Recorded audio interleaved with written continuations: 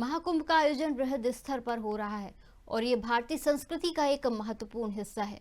प्रयागराज में हो रहे इस महाकुंभ में लाखों साधु और श्रद्धालु एकत्रित हो रहे हैं। आज 20 लाख से अधिक लोगों ने पवित्र संगम में स्नान किया, जबकि पहले पौष पूर्णिमा पर 2.5 करोड़ और मकर संक्रांति पर 3 करोड़ 60 लाख लोगों ने स्नान किया था। कुल मिलाकर अब तक 7 करोड़ 39 लाख से अधिक श्रद्धालुओं ने महाकुंभ में स्नान किया है। मौनी अमावस्या के दिन लगभग 10 करोड़ लोगों के आने की संभावना जताई जा रही है, जिसके लिए सरकार पूरी तरह तैयारी कर रही है। ये आयोजन न केवल धार्मिक दृष्टिकोण से महत्वपूर्ण है, बल्कि ये सामाजिक और सांस्कृतिक समागम का भी प्रतीक है। महाकुंभ का ये पर्व लोगों के लिए आध्यात्मिक शुद्धि और मोक्ष की प्राप्ति का अवसर प्रदान करता है।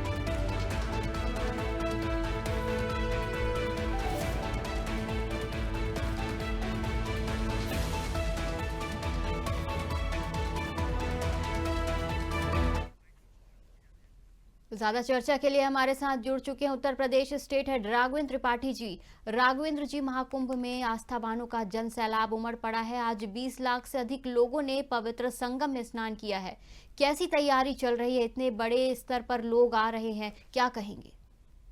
जी बिल्कुल। प्रयागराज में कुंभ नगरी जो सजी हुई है, वहां पे रोज लाखों लोग आ रहे हैं और आज ही 20 लाख लोगों ने स्नान किया। तो अब तक जितने भी स्नानार्थी आए, लगभग 7.5 करोड़ से अधिक लोग हो चुके हैं। और सरकार जानती है कि इसको किस तरह से मैनेज करना है, किस तरह से और इसको विहंगम रूप देना है।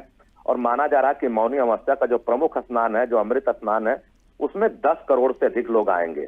हालांकि आज पूर्व राष्ट्रपति रामनाथ कोविंद जी, रक्षा मंत्री राजनाथ सिंह जी भी आ रहे हैं कुंभ स्नान करने, तमाम और राज्यों के वीआईपी आ रहे हैं। लेकिन जो मेन स्नान है मौनी अमावस्या का, उसमें 10 करोड़ से अधिक लोग आने वाले हैं। तो सरकार ने पौष पूर्णिमा को, जो मकर संक्रांति को जो भीड़ देखी थी, उससे सबक लिया है और जो अपनी कमियां रह गई थी उन्होंने और सुदृढ़ किया है। तमाम और बसें बढ़ाई जा रही ताकि शटल बसों के जरिए लोगों को संगम तट तक लाया जा सके। और जो ट्रेनों के आवागमन के मार्ग, उनको भी फिर से पुनरीक्षित किया गया। उनकी मॉनिटरिंग की जा रही है कि कोहरे के कारण जो विलंबित हो रही है उनको किस तरह से मैनेज किया जाए। तो कुल मिला के बहुत बड़ा पर्व है। केवल धार्मिक आस्था का पर्व नहीं है, इसमें संस्कृतियों का भी मिलन है। लगातार सांस्कृतिक पंडालों में भी कार्यक्रम चल रहे हैं। विभिन्न राज्यों के विभिन्न प्रांतों के लोग आए हुए हैं। यहाँ तक कि विदेश से भी माना जा रहा है कि 10 लाख से अधिक विदेशी संगम में आ चुके हैं, आ रहे हैं, जा रहे हैं, रोज स्नान कर रहे हैं। तो यह भारतीय संस्कृति की खूबसूरती को दर्शाता कि किस तरह हम सबको समाहित करके साथ लेकर चल रहे हैं। और सबसे बड़ी बात है, इसका दूरगामी है, इसका पौराणिक महत्व भी है। 140 साल के बाद इस तरह के ग्रह नक्षत्रों का संयोग बना है कि संगम में स्नान करने से कितना पुण्य लाभ होने वाला है। तो योगी सरकार ने जिस तरह से इंतजाम किए हैं, उसकी पूरे दुनिया में भूर भूर प्रशंसा हो रही है। लोग उत्सुकता बस भी आ रहे हैं। धार्मिक वजह तो अपनी जगह पे है, इतना बड़ा मेला, करोड़ों लोग एक साथ, यह भी एक उत्सुकता है लोगों में देखने की कैसे मैनेज किया जाता, कैसे लोग आते हैं। लेकिन सनातन संस्कृति की खूबसूरती है कि कितने अनुशासित लोग आते हैं और कुंभ में स्नान करके चले जाते हैं। अब मौनी अमावस्या का स्नान मुख्य पर्व है। सरकार को इसको लेकर चुनौतियां भी हैं, उतनी भीड़ को संभालना भी है। तो पुलिस कर्मियों को नए सिरे से प्रशिक्षित और दीक्षित किया जा रहा है कि ताकि भीड़ आने पे किस तरह से वो विनम्रता से सबके साथ पेश आए। क्योंकि पुलिस को हिदायत दी गई है कि किसी भी व्यक्ति को आप कठोरता से बात नहीं करेंगे, विनम्रता पूर्वक बात करनी है और सबको आसानी से स्नान करके वापस भी भेजना है। तो सरकार अपने इंतजामों को परख चुकी है और मौनी अमावस्या को माना जा रहा है कि 10 करोड़ से लोग आएंगे और संगम में स्नान करेंगे। जो सरकार ने तय किया है कि इस बार के महाकुंभ में 40 करोड़ से अधिक लोग स्नान करने वाले हैं। तो जो आंकड़े रोज बढ़ रहे हैं, 20 से 25-30 लाख लोग स्नान कर रहे हैं, तो माना जा रहा है कि पूरे कुंभ में आंकड़ा 40 करोड़ के पार चला जाएगा।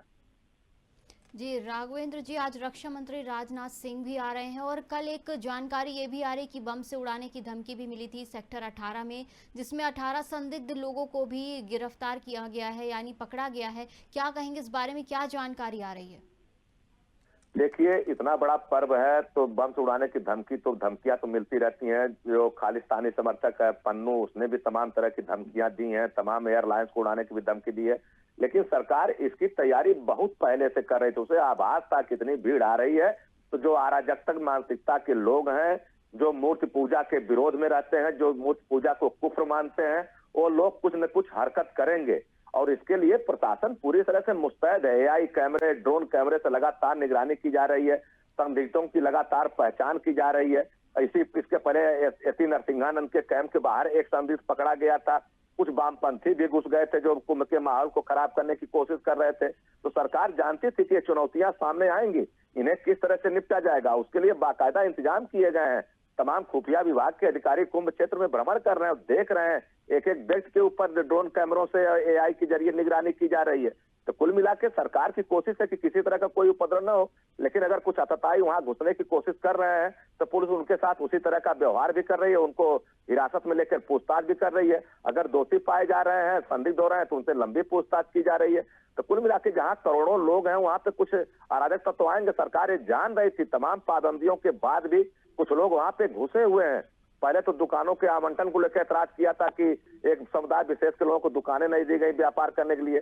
तो देखिए, जिनकी आस्था वहां पे नहीं है वह कुछ न कुछ उपद्रव करेंगे, और यह पहली मर्तबा नहीं है। इसके पहले भी सनातन धर्मावलंबियों पे हमले करने की तमाम कोशिशें की गई हैं। यह अनवरत चला आ रहा, मुगल काल से लेकर अब तक इतिहास गवाह है कि मूर्ति पूजा का विरोध करने वालों ने किस तरह से हमले किए हैं हमारी संस्कृतियों पे। तो योगी सरकार उत्तर प्रदेश में शायद भ्रम में है कि दूसरी सरकार है। योगी सरकार ऐसे उपद्रवियों से निपटना भी खूब अच्छी तरह जानती है।